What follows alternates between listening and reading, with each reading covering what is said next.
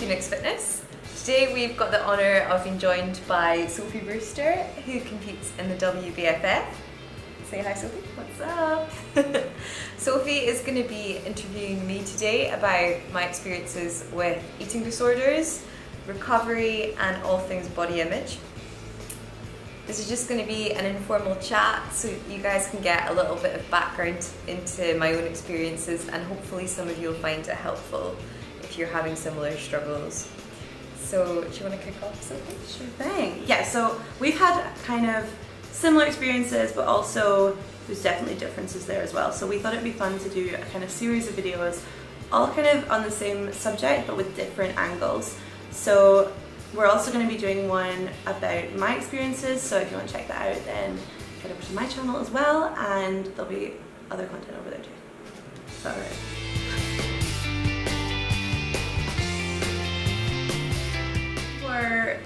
When you were younger, Yeah. what was your relationship with food like when you were a child? So growing up, I came from a pretty healthy family. We had kind of pretty normal meals together. I don't ever remember really having a problem with food at all. I just remember eating until I was full. And I was always quite kind of slim and on the skinny side.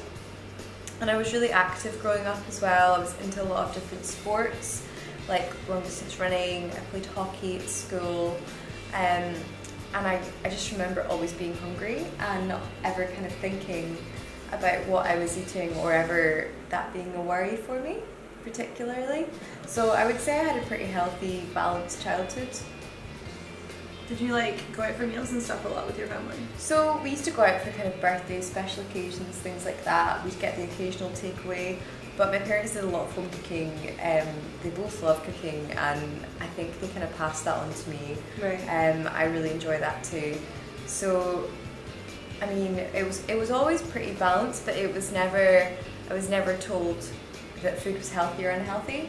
Yeah. It was all just like everything. It was everything, and it was all just food. Yeah. So I never sort of thought more into what I was eating, or if I should or shouldn't be eating it. No, that's like me as well. Did they have loads of snacks in, or was it more kind of just mainly healthy things that would be in the house? So it was mainly healthy stuff. It was stuff like those Fruisley bars, which are like these kind of muesli bar things. I used to absolutely love them.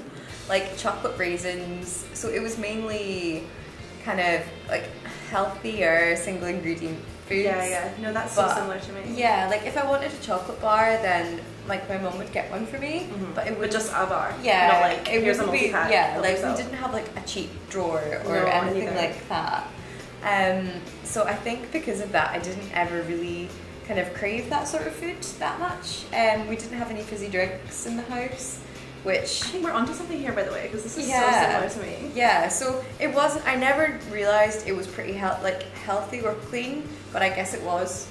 Thinking about it, there was never fizzy juice in my house either. And if I was having a chocolate bar, it would be we're in the supermarket. Can I have a chocolate bar? And I'd get a chocolate bar. Yeah, and that'd be it. So that's pretty similar. Definitely. What age were you when that changed? So what I can put it down to is I left home at 17 and I went to Newcastle for university, which was a really great experience. I loved Newcastle, but where I was staying, I was in uni halls, and they were quite far away from where all the rest of the students were.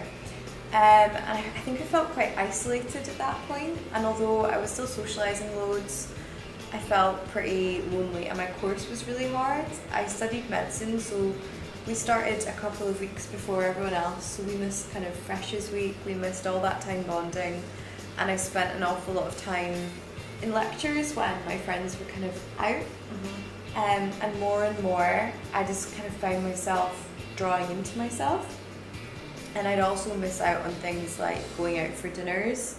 And it was at that point that my weight started dropping and dropping. I didn't notice it at first, but I was also a member of the university long distance running team. And I became really, really good at long distance running. And one thing that helped that was weight loss, because the lighter I was, the faster my race times got. Right, yeah. So it almost was rewarded that I was losing weight. And when I was competing into competing season, that became really useful.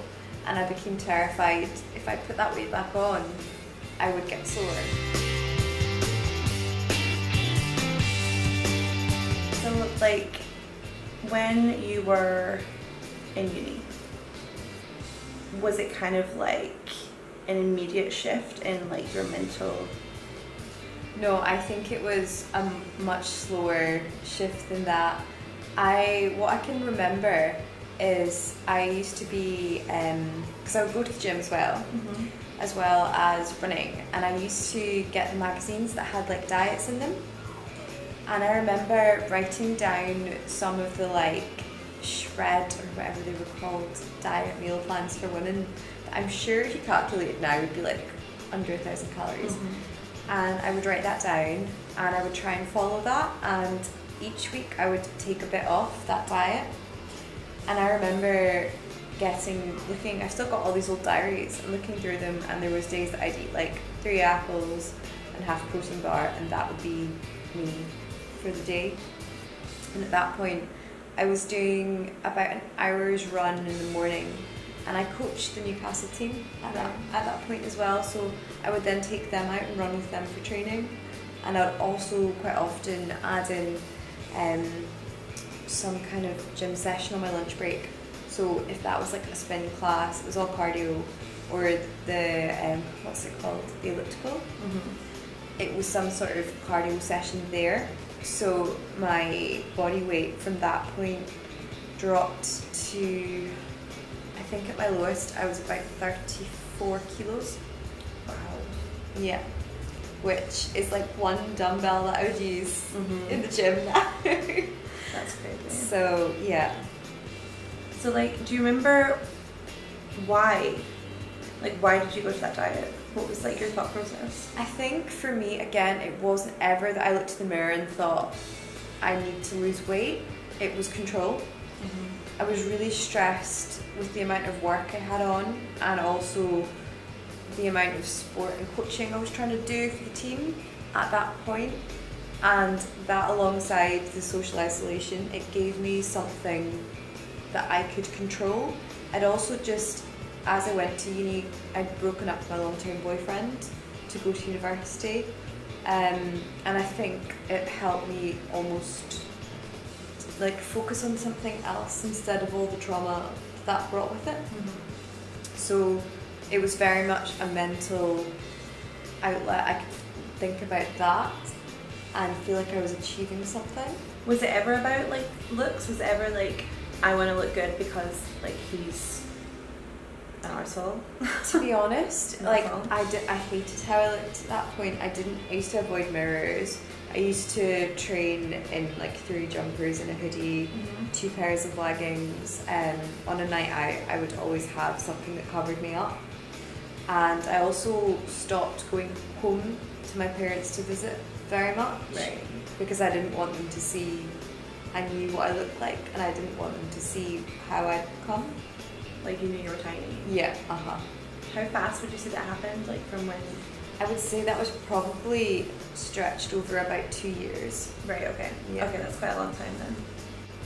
Talk more about those 2 years, like what was going on, like what were you doing with your time? This will probably sound really strange, but I actually can't remember an awful lot of those 2 years, and I almost think this is so weird, by the way. Like my head has almost blocked it out. Yeah, no, of what happened.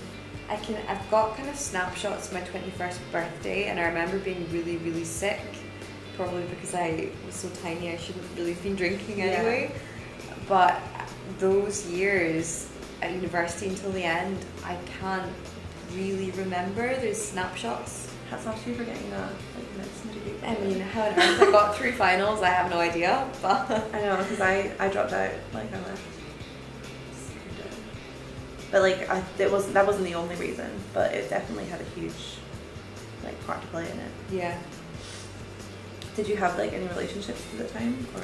No, I mean, I would sort of casually see guys for a couple of weeks, that sort of thing, but I would always make an excuse or just ignore them really, because I kind of knew deep down that I wasn't in a place for a relationship at all. And also, when you are suffering with an eating disorder, anything that takes you out of your control and routine feels threatening, and you don't want somebody else that might intervene with you. Yeah, for sure. So, at this point, did anybody know? I mean, I think a lot of people knew, but not like new in your kind yeah. And also because I was still running really fast times, I broke the record for the Great North Run for the women of my age at one year when I was anorexic. I was getting really good exam grades at university, and on paper I looked really successful, so I don't think anybody at that point would think that I was necessarily very unwell. Yeah. And also a lot of long distance runners were very thin, so it was almost that it went unnoticed. Yeah. Mainly, although I'm sure that my housemates and things knew. Yeah, because it happened in their, they saw it. Yeah.